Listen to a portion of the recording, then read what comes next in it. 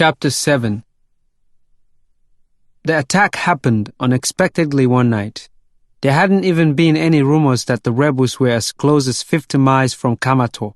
They just walked into the village from out of nowhere. It was about 8 p.m. when people were performing the last prayer of the day. The Imam was oblivious to what was going on until it was too late. He stood in front of everyone facing east, vigorously reciting a long surah.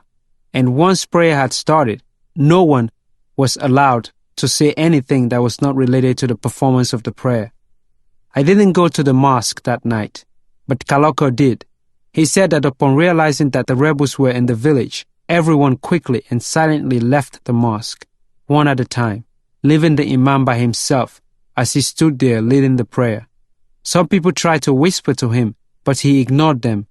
The rebels captured him and demanded to know what parts of the forest people were hiding in, but the Imam refused to tell them. They bound his hands and feet with wire, tied him to an iron post, and set fire to his body. They didn't burn him completely, but the fire killed him. His semi-burnt remains were left in the village square. Kaloko said he saw this from the nearby bush where he hid. During the attack, Junior was in the veranda room where all 5 of us slept.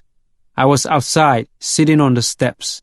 I had no time to go look for him, since the attack was sudden, but instead had to run into the bush alone. That night, I slept by myself, leaning on a tree. In the morning, I found Kaloko, and together we returned to the village. The semi-burnt body of the Imam, as Kaloko had described it, was there in the village square. I could see the pain he had felt by looking at the way his teeth were bared. All the houses were burned. There wasn't a sign of life anywhere. We looked in the thick forest for Junior and our friends, but they weren't anywhere to be found. We stumbled across a family we knew, and they let us hide with them in the bush by the swamp. We stayed with them for 2 weeks. 2 weeks that felt like months.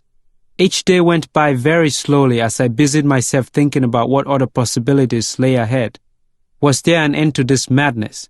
And was there any future for me beyond the bushes? I thought about Junior, Jibrila, Taloi, and Kaloko. Had they been able to escape the attack? I was losing everyone, my family, my friends. I remembered when my family moved to Mogbemo. My father held a ceremony to bless our new home. He invited our new neighbors, and my father stood up during the ceremony and said, "I pray to the gods and ancestors that my family will always be together." He looked at us. My mother held my little brother, and Junior and I stood next to each other with toffee in our mouths. One of the elders stood up and added to what my father had said, "I pray to the gods and ancestors that your family will always be together, even when one of you cross into the spirit world. To family and community." The old man raised his open hands in the air. My father came over and stood by my mother and motioned for Junior and I to come closer. We did, and my father put his arms around us. The gathering clapped, and the photographer took a few snapshots. I pressed my fingers on my eyelids to hold back my tears and wished that I could have my family together again.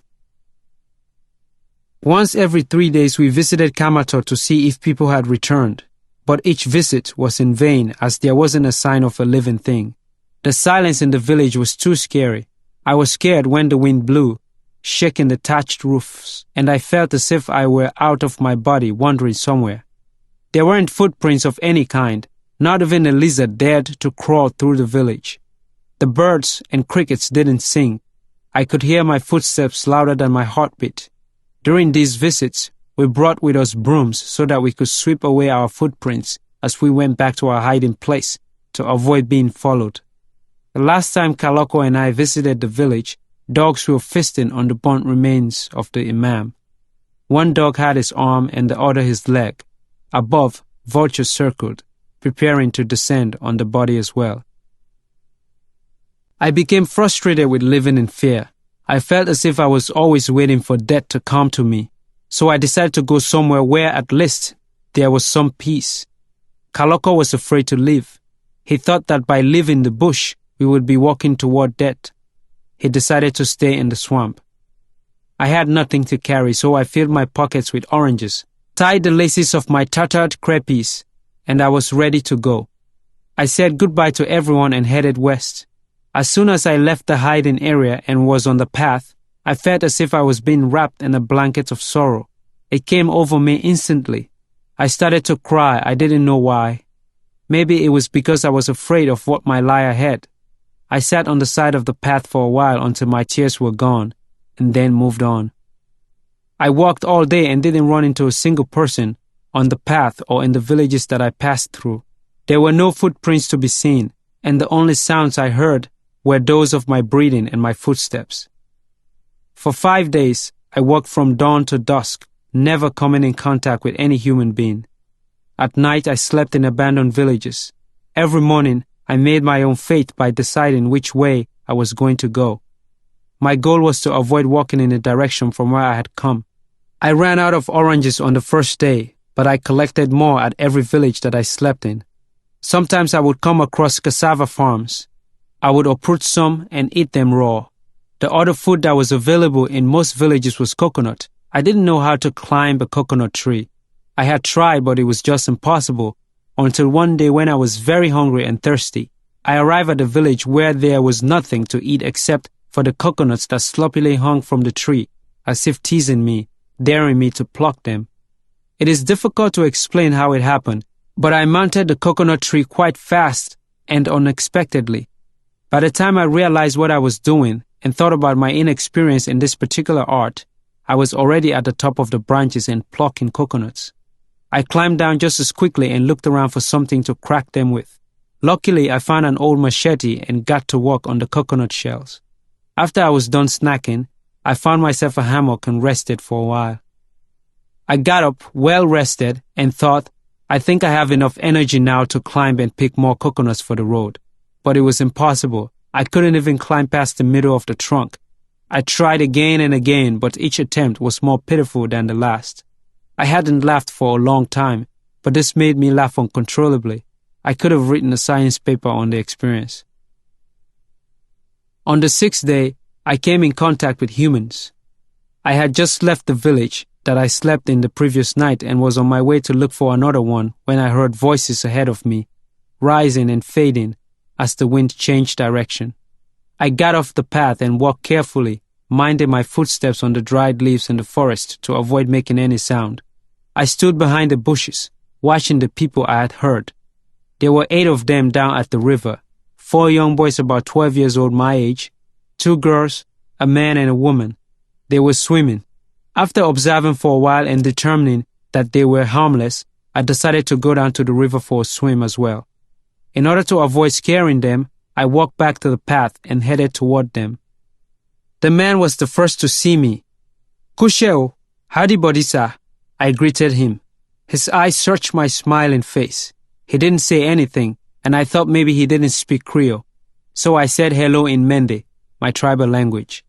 Boa, bigahuyena. He still didn't respond. I took my clothes off and dived into the river. When I rose to the surface, all of them had stopped swimming but remained in the water. The man, who must have been the father, asked me, "Where are you from and where are you going?" He was Mende and he understood Creole very well. "I am from Matrujong and I have no idea where I am going." I wiped the water off my face and then continued. "Where are you and your family headed?" He ignored my question by pretending he didn't hear me. I proceeded to ask him if he knew the fastest way to Bont, an island in the south of Sierra Leone and one of the safest places at that time, according to hearsay. He told me that if I kept walking toward the sea, I would eventually find people who might have a better understanding about how to get to Bont. It was clear from the tone of his voice that he didn't want me around and didn't trust me.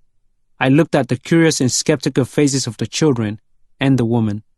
I was glad to see other faces, and at the same time disappointed that the war had destroyed the enjoyment of the very experience of meeting people. Even a 12-year-old couldn't be trusted anymore. I got out of the water, thanked the man, and was on my way, heading in the direction he had pointed that led toward the sea. Sadly, I do not know the names of most of the villages that sheltered and provided me food during those times. No one was there to ask, and in those parts of the country, there aren't any signs that said the name of this or that village.